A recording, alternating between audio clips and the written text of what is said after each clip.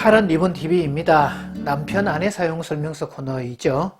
지금 몇 주간에 걸쳐서 결혼 만류 대상에 대해서 살펴보고 있는데요. 오늘은 이런 두 번째 결혼 만류 대상, 결혼을 말려야 될 사람 네 번째 이야기입니다. 착해 빠진 사람입니다. 착한 사람이 아니고요. 착해 빠진 사람, 이런 사람하고는 절대로 결혼하지 말라, 이런 말씀을 드립니다. 의아해할 사람들이 있을 겁니다. 뭐 착한 사람이 왜? 착한 사람하고 결혼해야지. 착한 사람하고 살아야지. 아까 말의 뉘앙스를 조심하라고 얘기했잖아요. 착해 빠진 사람과 착한 사람은 다릅니다. 자, 착해 빠진 사람. 그래서 내가 어떤 사람을 너무너무 사랑하는데 그 사람이 정말 착해 빠진 사람이지만 내가 도자기 다루듯이 뭐 아주 귀하게 애지중지해가면서 보호해가면서 그렇게 살 각오가 섰다면야 그 혼인이 어떨지는 모르겠지만 그런 상황이 아니라면 이 사람은 평생 이중 삼중의 부담을 안고 살아야 되고요. 속 터져 죽는 일이 생긴다는 것을 기억을 해야 됩니다. 저는 세상을 살면서 가끔 이해 못할 게 하나 있었습니다. 저를 만난 사람들 중에 저를 보고 되게 무섭다고 표현하는 사람을 본 적이 있었습니다. 저는 그때 정말 왜 그래? 나를 보고 무섭다고? 글쎄요, 뭐 좀 어려워하고 좀 불편해 한다는 거야. 뭐 사람이 취향이고 선택이고 뭐 잘 맞지 않아서 그럴 수도 있다고 하는데 저를 만나서 무섭다고 하는 사람을 본 것은 아주 이례적이었습니다. 뭐 조각 미남처럼 잘생겼다라든지 뭐 연예인과에 생겼다 이런 얘기는 듣는 사람은 아닙니다만 그래도 지금까지 살아오면서 나름 인상은 괜찮다, 뭐 표정은 좋다, 뭐 이런 얘기는 듣고 사는 개념이고 저를 만난 사람들이 되게 그런 부분에서 불편해하거나 어려워하는 사람들은 별로 없습니다. 그런데 그 사람은요, 저를 만나기를 되게 불편해하고 어려워하고 심지어는 그 배우자를 통해서 들었던 제가 무섭다고까지 얘기를 하는, 저는 제가 무섭다는 얘기를 듣고 정말 이해 못할 일이구나, 누군가 나를 무서워할 수도 있겠구나 그런 생각도 해봅니다. 물론 뭐 상담을 진행하거나 집단 상담에서 어떤 좀 카리스마 요소를 발휘할 때는 무섭다고 느낄 때도 있겠지만 그냥 보편적인 보통의 상황인데 그 사람이 저를 무서워했다? 그건 정말 이해 못할 상황이었죠. 게다가 저는 뭐 이렇게 윽박지르거나 뭐 위협을 하거나 뭐 닥달을 해대거나 이런 스타일도 아닌데도 말이죠. 자, 그랬다면 이건 내 문제가 아니라 그 사람의 문제가 아닐까라는 생각을 해보는데요. 정말 그 사람은 저뿐이 아니라 모든 사람을 불편해하고 어려워하고 무서워하고 불편한, 그래서 과도한 예스맨, 과도한 충성주의자로 사는 모습을 볼 수 있습니다. 자, 이런 사람, 정말 착한 사람이 아니라 착해 빠진 사람이라고 볼 수 있는데요. 갓난아기처럼 순도 100%, 순수성은 100%이지만 갓난아기라고 했으니까 순도에 대해서는 100%지만 갓난아기처럼 무능한 주체, 자기 앞가림을 못하는 주체, 약해 빠진 주체일 수 있다는 점을 생각을 해야 되죠.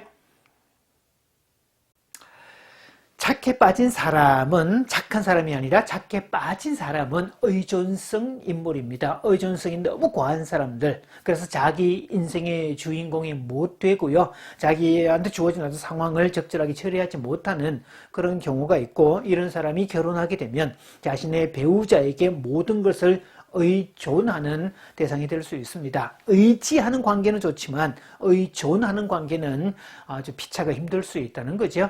자, 만약에 남자가 착해 빠진 사람이라면 여자는 경제적 책임을 비롯해서 뭐 자녀 양육이라든지 기타 모든 대소사를 혼자서 결정해야 될 위험이 있고, 또 만약에 여자가 착해 빠진 사람이라면 남자는 가정 경제를 책임지는 것은 기본이고 집안의 어떤 살림이라든지 모든 집안일까지 도맡아 해야 되고 자녀 양육은 물론이고 집안의 대소사까지 혼자서 다 맡아서 해야 되는, 그러면서도 자기 아내를 정말 하늘처럼 모셔야 되고 도자기 보호하듯이 이렇게 유리상자 보호하듯이 이렇게 모셔야 된다는 거죠.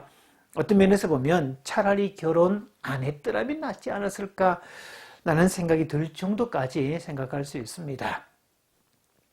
그런 면에서 결혼의 조건은 신체 건강과 정서 건강 또는 정신 건강 두 개가 다 좋아야 되죠. 몸도 튼튼해야 되지만 마음도 튼튼해야 됩니다. 그래서 몸 건강과 마음 건강, 신체 건강과 정서 건강은 배우자를 위한 기본 배려요. 사실 결혼의 조건이라고 말해도 과언이 아니죠.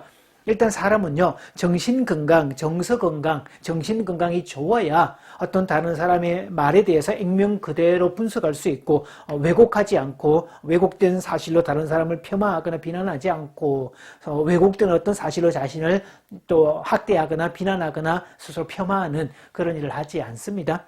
비교의식에 빠지지도 않겠죠.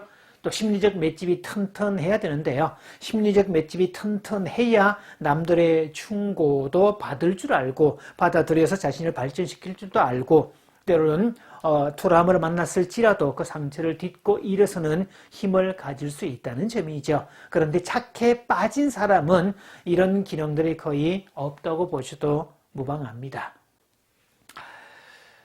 착한 그 하나만 보고 결혼했다. 가끔 이렇게 상담을 해보거나 부부 세미나를 해보면 결혼할 때 딱 한 가지만 보고 결혼했다는 사람들이 의외로 많습니다. 왜 하나만 보셨냐고. 하나만 볼 게 아니라 여러 가지를 동시에 봐야지. 다 분석해보고 확인을 해봐야 되는데 딱 하나만 봤다고.